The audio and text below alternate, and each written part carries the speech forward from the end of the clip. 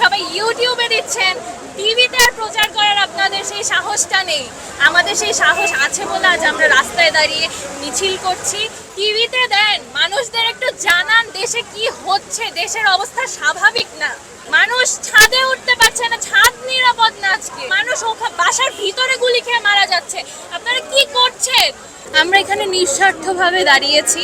আমাদের যত ভাই বোনদের, নিরস্ত্র ভাই বোনদের যে গুলি করে মারা হয়েছে, তাদের কোনো দোষ না থাকা সত্ত্বেও যে গুলি করে মারা হয়েছে, প্রত্যেকটা মা বাবার যে ট্রমা, এখন আমরা সেই বাবা মাদেরকে নিয়েই আজ দাঁড়িয়েছি এই প্রতিবাদে, যে এই যে আমাদের ভাই বোনদের মারা হয়েছে সেটা কি কারণে মারা হয়েছে, আর আমরা যে আজকে কি আমরা এখানে নিরাপদ নাকি সেটা আমরা না জেনে বেরিয়েছি, যে আজ আমরা বাসায় ফিরতে পারবো নাকি।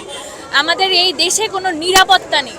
আমার আসলে কিছু বলার নেই, যা হচ্ছে দেশে নিজের দেশ বলে এটাকে আর মনে হচ্ছে না।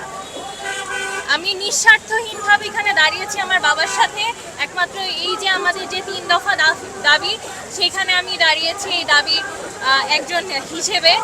আমি চাই যে আমি এই দেশে নিরাপদ থাকি। যে দেশটা আমার জন্য নিরাপদই না, আসলে সেই দেশের মানুষদেরকে যে আপনাদের ভিতর মতন সবাই ইউটিউবে দিচ্ছেন, টিভিতে আর প্রচার করার আপনাদের সেই সাহসটা নেই।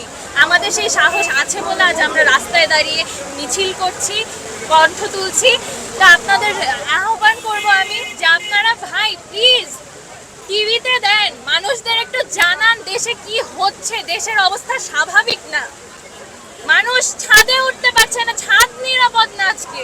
বাসার ভিতরে নিরাপদ না, মানুষ বাসার ভিতরে গুলি খেয়ে মারা যাচ্ছে।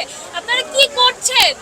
আমার চাওয়া পাওয়া কি ভাই, দেশকে নিরাপদ চাই। আমি জানি রাস্তায় হাঁটতে পারি নিরাপদ ভাবে, ভয়ে জানি না থাকি।